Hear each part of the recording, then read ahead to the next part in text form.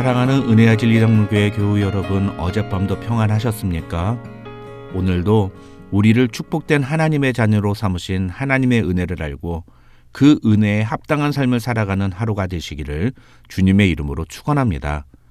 오늘 새벽에 만나보면은 창세기 36장 1절로 43절입니다. 그 중에 1절로 8절 그리고 40절로 43절을 제가 읽어드리겠습니다. 에서 곧 에돔의 족보는 이러하니라. 에서가 가나안 여인 중 헷 족속 엘론의 딸 아다와 히위 족속 시브온의 딸인 아나의 딸 오홀리바마를 자기 아내로 맞이하고 또 이스마엘의 딸 느바요의 누이 바스맛을 맞이하였더니 아다는 엘리바스를 에서에게 낳았고 바스맛은 루엘을 낳았고 오홀리바마는 여우스와 얄람과 고라를 낳았으니 이들은 에서의 아들들이요 가나안 땅에서 그에게 태어난 자들이더라. 에서가 자기 아내들과 자기 자녀들과 자기 집의 모든 사람과 자기의 가축과 자기의 모든 짐승과 자기가 가나안 땅에서 모은 모든 재물을 이끌고 그의 동생 야곱을 떠나 다른 곳으로 갔으니 두 사람의 소유가 풍부하여 함께 거주할 수 없음이로라. 그들이 거주하는 땅이 그들의 가축으로 말미암아 그들을 용납할 수 없었더라. 이에 에서 곧 에돔이 세일산에 거주하니라. 에서에게서 나온 족장들의 이름은 그 종족과 거처와 이름을 따라 나누면 이러하니 딥나 족장, 알와 족장, 여댓 족장, 오홀리바마 족장, 엘라 족장, 비논 족장, 그나스 족장, 대만 족장, 밉살 족장, 막디엘 족장, 이람 족장이라. 이들은 그 구역과 거처를 따른 에돔 족장들이며 에돔 족속의 조상은 에서더라. 오늘 본문에는 에서 자손들의 족보와 그 이야기가 기록되어 있습니다. 그런데 창세기를 기록한 모세는 에서 자손들의 족보를 35장에 나오는 야곱의 12아들들의 명단과 37장에 나오는 요셉이 형들의 손에 의해 애굽으로 팔려가는 사건 사이에 끼워서 소개합니다. 구약 성경을 공부하다 보면 이런 형식으로 성경을 기록한 부분들이 자주 발견되는데 가운데 에서의 족보와 그 자손들에 대한 이야기를 놓고 그 앞뒤에 야곱의 자손들의 이야기를 배치한 것은 이 두 가문을 비교하려는 저자의 의도가 담긴 것이라고 할 수 있습니다. 그런데 창세기 36장을 자세히 읽으면서 발견하는 놀라운 사실은 에서의 자손들이 나름대로 입신양명한 자들이었다는 것입니다. 6절과 7절을 보면 에서가 자기 아내들과 자기 자녀들과 자기 집의 모든 사람과 자기의 가축과 자기의 모든 짐승과 자기가 가나안 땅에서 모은 모든 재물을 이끌고 그의 동생 야곱을 떠나 다른 곳으로 갔으니 두 사람의 소유가 풍부하여 함께 거주할 수 없음이로라고 성경은 말합니다. 마치 예전에 아브라함이 애굽에서 돌아온 후에 아브라함과 조카 롯이 함께 거주할 수 없어서 롯이 소돔과 고모라로 갔던 것처럼 에서와 야곱도 한 지역에서 함께 거주할 수 없을 정도로 둘 다 재물이 많았다는 것입니다. 그런데 에서의 성공은 이것이 끝이 아닙니다. 세일산 지역으로 이주한 에서의 가족은 그곳에 뿌리를 내리고 정착했을 뿐만 아니라 그곳에서 아들과 손자들이 족장의 반열에 올랐다고 오늘 본문은 말합니다. 여기서 족장이라는 표현은 단지 한 가족을 이끄는 가장이 아닙니다. 그들은 권력을 가진 최고 지도자가 되었다는 것입니다. 우리식으로 표현하면 지역의 국회의원이나 혹은 시장이 되었다는 뜻입니다. 15절에서 19절을 보시면 에소의 자손들 중에 족장이 된 사람들의 명단이 나옵니다. 모두 14명의 족장의 이름이 소개되는데 중요한 건 에서의 5명의 아들들 중에서 3명이 족장이 됐고 그 중에 첫째 아들과 둘째 아들이 낳은 11명의 손자들도 모두 족장이 된 것으로 성경은 말한다는 것입니다. 에서의 자손들 중에 어느 한 가문만 족장을 배출한 것이 아니라 에서의 거의 모든 아들들이 다 족장을 배출하는 그런 성공한 가문이 되었다는 것입니다. 뿐만 아니라 40절로 43절을 보시면 모두 11명의 족장의 이름이 나오는데 학자들은 이 40절로 43절에 나오는 족장의 이름은 15절로 19절에 나오는 족장들의 후손들이라고 추정합니다. 중요한 사실은 이들 모두가 에서에게서 나온 족장들이라고 성경이 말하고 있다는 것입니다. 그러니까 무슨 말입니까?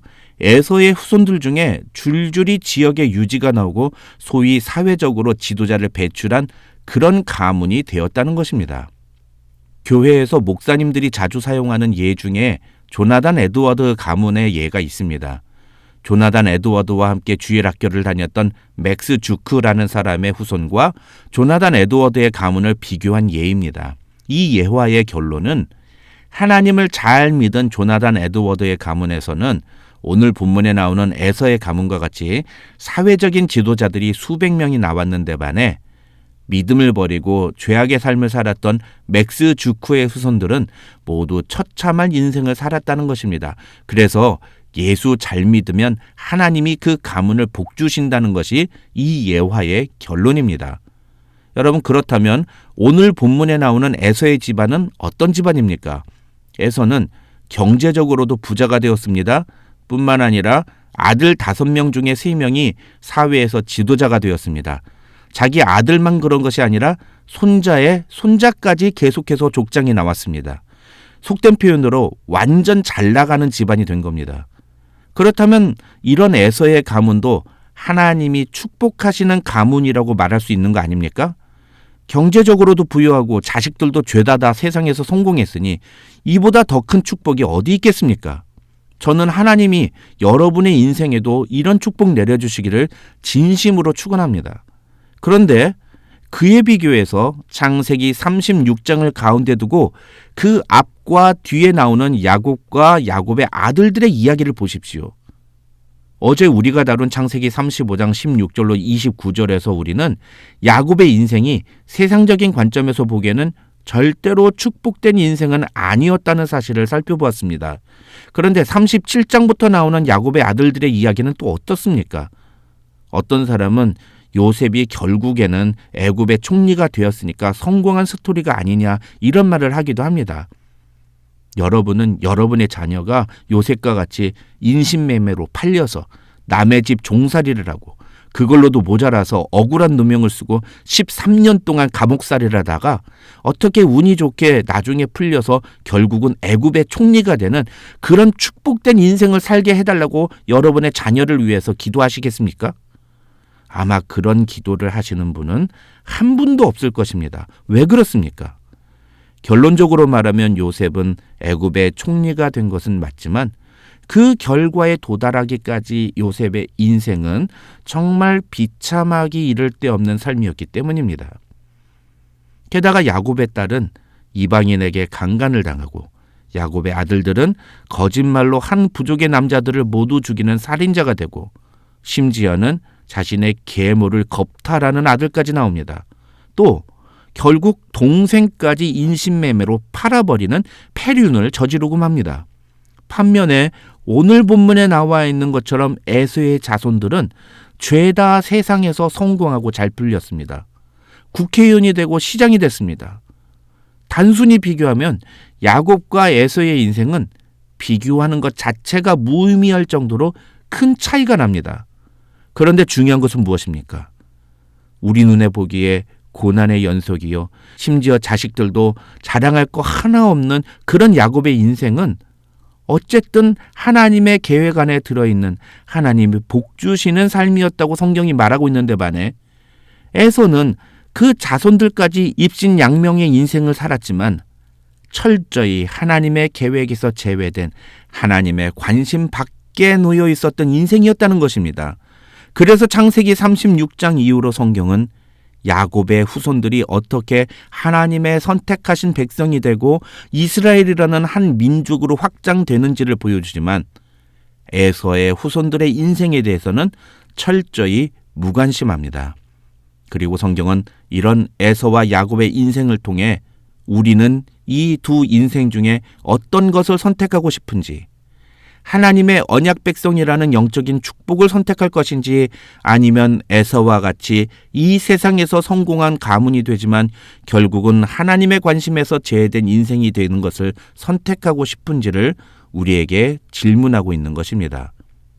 이 질문에 대한 우리의 대답은 결국 우리가 추구하는 것이 무엇인지를 선명하게 보여주는 것이라고 할 수 있습니다. 오늘날 예수를 믿는다고 하면서도 세상에서 말하는 성공을 추구하는 사람들이 있습니다. 신앙생활을 하는 이유가 축복받고 자식들이 잘 되기를 바라기 때문인 것입니다. 그러니 교회에 와서 기도를 하면 늘 하나님께 내 문제를 해결해 달라는 기도, 내 자식들 잘 되게 해달라는 기도만 하는 것입니다. 하나님의 뜻과 계획, 성경이 우리 그리스도인들에게 강조하는 삶의 가치 같은 것들에는 전혀 관심이 없습니다. 성경의 가치보다는 세상에서 성공을 더 중요하게 여기는 것입니다. 우리 내면 세계의 깊은 곳에 숨어있는 이 성공에 대한 욕심을 꺼내서 주님 앞에 내려놓아야 합니다. 세상에서의 성공이 아니라 하나님의 뜻 안에서 서 있는 것을 더 중요하게 여기는 우리 가족이 되게 해달라고 기도하셔야 합니다. 에서와 같은 인생을 살 것인가 아니면 야곱과 같은 인생을 살 것인가, 우리는 이 질문에 분명한 답을 내려야 하는 것입니다. 성공하는 것이 죄는 아닙니다. 저 역시도 성공하는 삶을 살고 싶고 제 자식들도 성공했으면 좋겠습니다. 그러나 우리가 그리스도인이라면 그것이 우리 인생의 목표가 되어서는 안 된다는 것입니다.